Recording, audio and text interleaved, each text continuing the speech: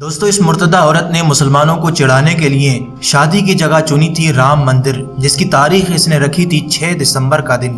लेकिन जिसे अल्लाह रुस्वा करना चाहे, जिसे जलील करना चाहे, फिर उसे दुनिया में कहीं भी इज्जत नहीं मिलती। कुछ ऐसा ही हुआ इस औरत के साथ। ये अक्सर मुसलमानों को गालियां देती थी, अल्लाह और उसके रसूल की शान में गुस्ताखी करती थी। और इस मुर्तदा औरत को ये गलत फहमी थी कि मेरी इन हरकतों की वजह से मुसलमानों को दुख पहुँचेगा या मुसलमान परेशान होंगे। इसलिए ये मुनाफिका औरत ऐलानिया बड़ा चीख चीख कर कह रही थी कि मैं 6 दिसंबर के दिन राम मंदिर में शादी करने वाली हूँ, एक हिंदू ब्राह्मण फ्रेंड के साथ। मुसलमानों को दोस्तों इससे घंटा फर्क नहीं पड़ता, ये जो भी करती रहे। इस मुनाफिका ने अपना नाम रखा हुआ है नाजिया अली खान। हकीकत में ये सन 2017 में मुर्तद हुई थी डॉक्टर सचिन के साथ शादी करके, और ये बनी थी नाजिया प्रसाद। लेकिन कुछ ही दिनों के बाद इसको छोड़ दिया। फिर ये नाजिया इलाही खान बनती है और ये इस्लाम और मुसलमानों को गालियां देती है और बदले में इसको चंद रुपए मिल जाते हैं। कुछ जगहों पर इसको मालाएं पहनाकर थोड़ी बहुत इज्जत दे दी जाती है। अब इसको ये गलत फहमी थी कि ये राम मंदिर में शादी करेगी, एक ब्राह्मण लड़के से शादी करेगी, और 6 दिसंबर जिस दिन बाबरी मस्जिद को शहीद किया गया था उस दिन ये अपनी शादी करेगी। और इसको देखकर हिंदुस्तानी मुसलमानों को बहुत ज्यादा तकलीफ होगी। लेकिन सच तो ये है कि हिंदुस्तानी मुसलमानों को इससे जर्रा बराबर भी फर्क नहीं पड़ता है। ये चाहे मंदिर में शादी करे या फिर समंदर में शादी करे, कहीं भी करे, हम में इसे कोई फर्क नहीं पड़ता है। लेकिन इसकी ख्वाहिश और इसके सपने, इसकी तमन्ना उस वक्त धराशायी हो गए, धरे के धरे रह गए जब इसका दूल्हा इसको धोखा देकर छोड़ देता है। आखिर क्या हुआ है इसके साथ, पहले आप इसी की ज़बानी इसका हाल सुने। और ये इसका पहला ऐसा वीडियो होगा जो बगैर मुसलमान और इस्लाम का नाम लिए इसने कुछ कहा होगा। पहले आप एक काम कीजिए, ये पूरा वीडियो देखिए, फिर इसके नाम के पीछे की आपको पूरी हकीकत बताएंगे। हर महादेव। जो लोग मुझे शादी की बधाइयां दे रहे हैं, मैं उनकी आभारी हूँ। पर यह शादी पॉसिबल नहीं है अब, क्योंकि बहुत सी चीजें, एक्टर है पुनीत वशिष्ठ, बहुत अच्छी एक्टिंग किया है पूरे परिवार ने मिलकर के। पुनीत वशिष्ठ का अब तक डिवोर्स ऑस्ट्रेलियन बीवी के साथ नहीं हुआ है। कानूनी तरीके से उनके पासपोर्ट पर भी उनकी बीवी क्लोई है, जो अभी गोवा में रहती है।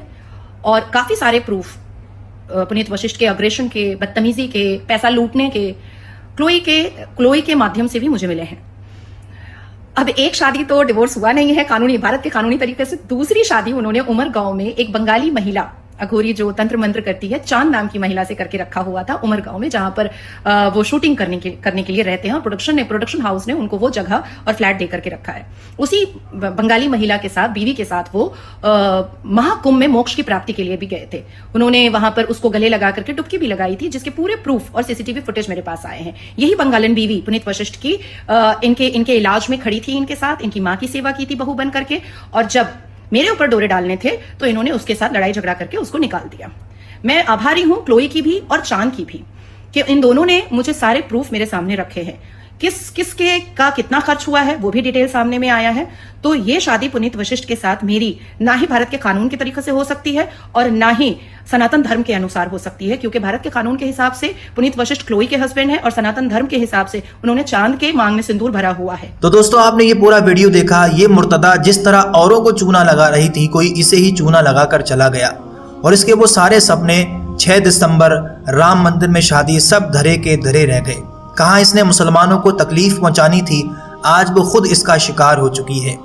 अब आपके जहन में ये सवाल आता होगा कि अगर ये मुर्तद हो चुकी है तो इसने अपना नाम नाजिया इलाही खान क्यों रखा हुआ है, अपना नाम ये क्यों नहीं बदल रही है? तो इसका बड़ा आसान सा जवाब है, और ये आप भी समझ गए होंगे।